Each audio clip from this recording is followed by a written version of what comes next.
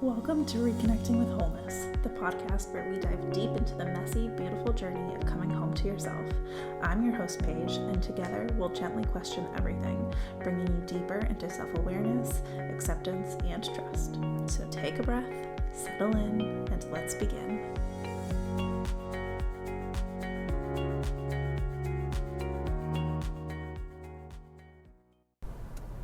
Hello and welcome back. On today's episode, we are talking about something that is very near and dear to my heart, and I feel like honestly isn't really talked about enough in healing spaces. I have intentionally placed this in the middle of our conversation around the nervous system because today we're also going to talk about how our nervous system interacts with this aspect. And that is the aspect of consent. We have normalized, or at least are starting to normalize, the topic of consent when it comes to sexual spaces as well as medical spaces. And I really think that it needs to be normalized when we talk about healing as well. Reason being is it is intimate. Healing, we're talking about emotions, we're talking about beliefs, we're talking about energetics. Those can all be very disarming, disrobing. We can have a lot of attachments that we feel very personal around some of those beliefs and emotions, traumas, various things that we have held on to.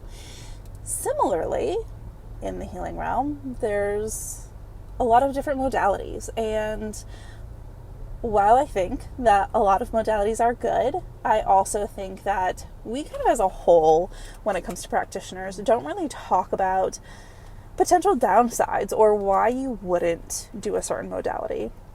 So for example, I will give sound healing. That is a modality that I use, and I can talk all day about the benefits of it. I do. It is good for nervous system regulation. It's good for moving in and out of alternate states of consciousness. And at the same time, somebody might not use sound healing if they have sensory processing disorders, if they have, that's probably one of the big ones, right? There are different beliefs as to whether or not somebody who's pregnant should be doing various sorts of sound healing. So like, for example, I believe Kundalini Yoga teaches it's okay for a pregnant woman to receive from the gong up until maybe the first, don't quote me on any of this because I don't remember, it's been a while, up until maybe like the first or second trimester, but at some point they do say you probably shouldn't. And I use that just kind of as like a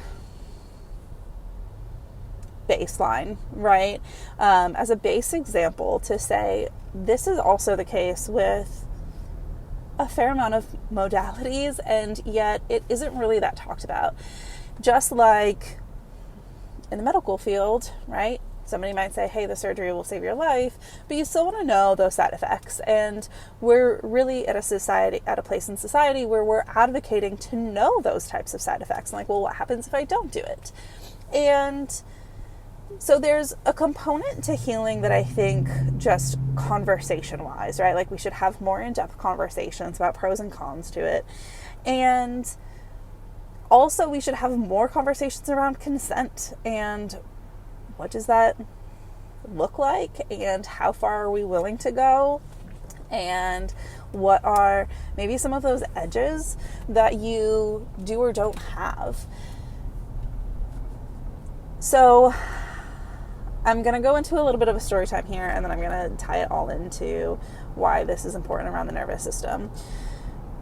Back in 2021, I did this free online retreat with this woman, Naomi Love, and she was really the first person who I ever heard say anything like this. And I'm going to try to quote her as close as possible, but it also was a few years ago.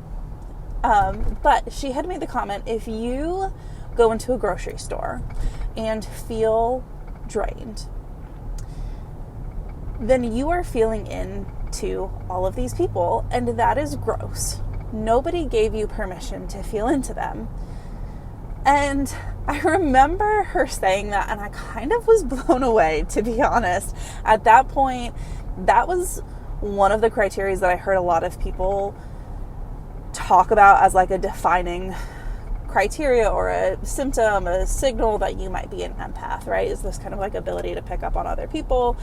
And when she had said, like, nobody gave you permission to feel into them, I was like, wow, like, that's so true. But I also never thought about it from that standpoint, nor had anybody on my journey talked about it from that standpoint. So I started to think about what were some of the times that maybe I felt like somebody saw into me a little more than what I wanted. And I started to notice that people do this. Not to be harmful, but you get into relationships and friendships with people. Maybe it's somebody who you've been seeing for a while. And you kind of get to a place where you didn't really ask for maybe their permission or advice, and yet they're giving it anyway, right? Now, for me, I saw this in friends and acquaintances in particular that were healers, because this was the first time that I really started to pay attention to it. However, I think that we see this all the time, right? Where somebody maybe gives you unsolicited advice and you're like, I wasn't really asking. That can also feel like a crossed boundary. And in healing spaces in particular, right, I think that they can be so intimate and you can feel really undone if you don't know that that's what's going to happen. Now, other times, maybe somebody really is blown away. And the general of what I've seen anyway, this isn't, I mean, this is just kind of like a generalization. This is by no means like anything about specific practitioners, but kind of the generalization is, if you're coming to see me, then you have allowed me to feel into your energy. And I really want to push this narrative of like, okay, that's fine, but to what degree do you feel comfortable being emotionally or energetically uncovered or undone? Because I think that that's a really important conversation to have. I was thinking about it this way in terms of when you go to the beach, right? Yes, you're in a public place. You know people are going to see you. And yet you're still in control of how much of your body you reveal, right? Whether that is male or female, this is regardless of gender or sex. You can say, okay, I feel best in shorts and a t-shirt, or swim trunks and a t-shirt, or no shirt, or in a one piece or a bikini. We have all sorts of different comfort levels, and that is really up to you as the individual. And yet there's nothing in the healing space that really says, at least not yet, that really says, okay, how comfortable are you? Are you okay if we take a look at your guilt or your shame? And just as in, if you were going to the beach, we could say, okay, well, everybody has a body. Yeah, everybody has guilt or shame. And yet there are probably going to be parts of your body and or parts of your guilt and shame that you don't really want other people looking at. And you have every right to say, I'm not ready to go here, and or I'm not ready to go here with you. Now, you might be saying, okay, Paige, this is great. We're having this conversation. Well, how does this tie into nervous system? When you are in a sympathetic state, your nervous system is heightened, and we talked about last week the freeze, fight, flight, fawning responses. And really in 3 out of 4 of those, you may not say no. Even though viably that might be an option, and you might realize that the way that the nervous system operates is it says, what is the safest thing to do in this situation? And so if you feel unsafe, then you're not going to say no.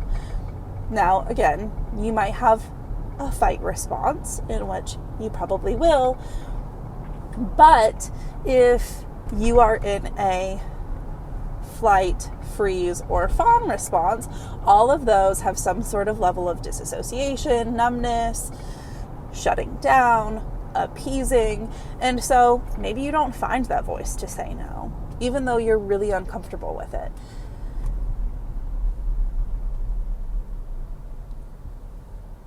Now, I'm using this conversation to open up one about consent and healing spaces, but this also goes to every other kind of area, right? Which is if you are in a heightened sympathetic nervous system response, it affects your ability to say no, whether that is for a project, to a partner. It doesn't mean that it's impossible to say no, right? But it does make it a lot harder. So safety is really key here. And I want to open up this conversation now and at least to just get you thinking about it, right? In terms of when you are stressed, are you more likely to say yes to people or to just simply not say no? Because where you stand on that, right? Like, I'm going to say you probably are more likely to either say yes or to not say no. I'm not here to judge that. I'm here to say, let's use that as a gauge. All of the times that you wanted to say no but couldn't, that is an indication that you were in a heightened nervous system response. That's an indication that your sympathetic state was kicking on and saying no didn't feel like the safest option. And similarly, it is exactly why it is so important to feel safe in our life, in our healing situations, in our medical situations, all of those.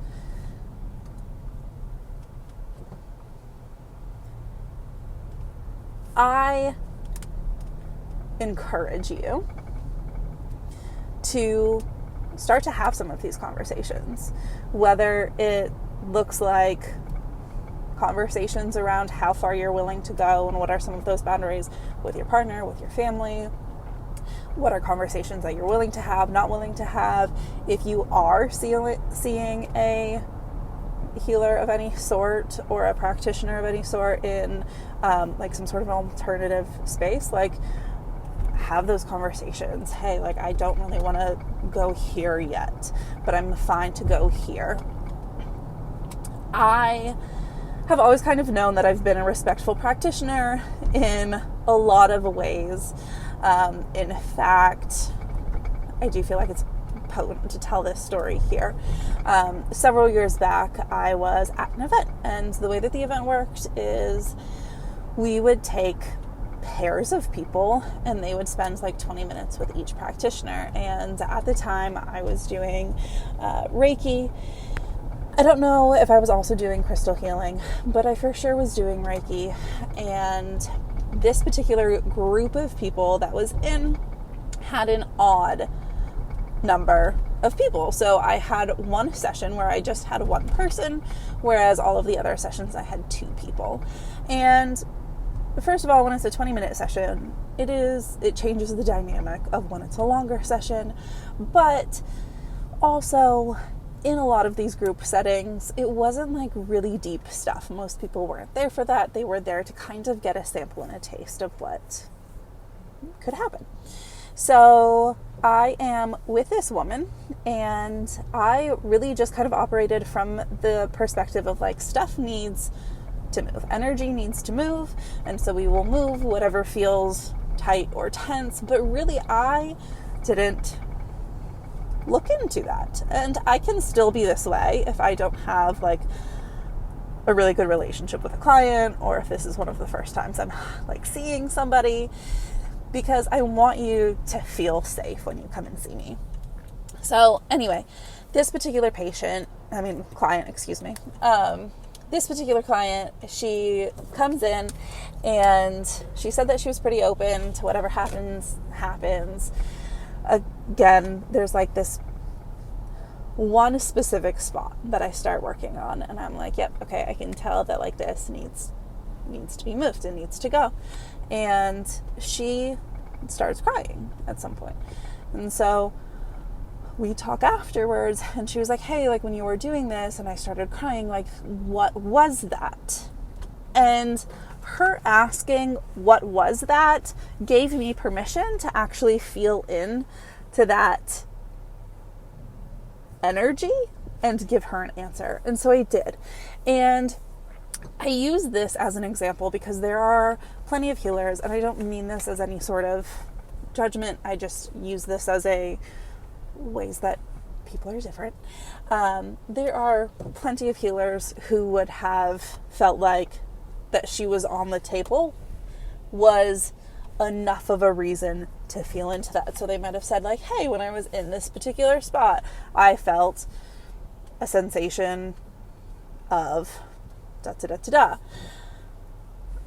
I've just never, I'm not going to say never, but I have taken a really different approach to my clients, to my healing, to the way that I want to practice, which I would call it more of like a very close-on approach. And I use that term metaphorically speaking because in the work that I do, physically, you always leave your clothes on. But I mean that from like an emotional standpoint, right?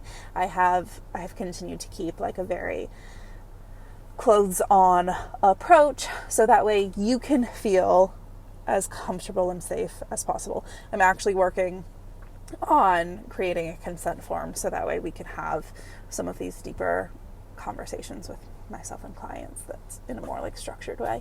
But anyway, I just say all of this to say, while I am talking about consent from a healing standpoint, because that is what I do, and we are starting to talk about consent in other areas as a society, I think it's important to really consider when and where and how we give our consent, and also if our nervous system is in a state to be able to do that, because that's a huge function that I feel like we're missing when we have this conversation, right? Is how much our nervous system and what it sees as a threat impacts what we can even give that consent to.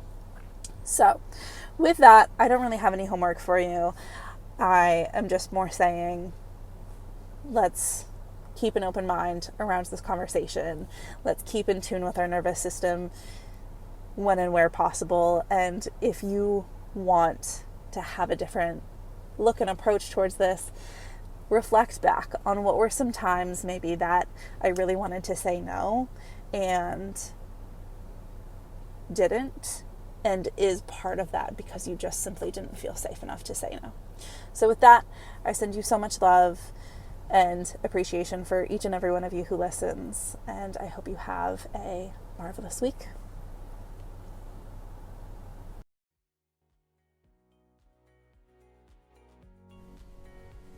Thanks for joining me today on Reconnecting with Wholeness. I invite you to take what resonated and explore how it shows up in your own life. Keep in mind, even the smallest shifts can spark transformation. If today's episode felt valuable for you, I'd love to hear your thoughts. Share it, leave a review, or connect with me on social media. Until next time, keep exploring, keep feeling, and keep reconnecting with the wholeness that's already within you. Take care, and I'll see you in the next episode.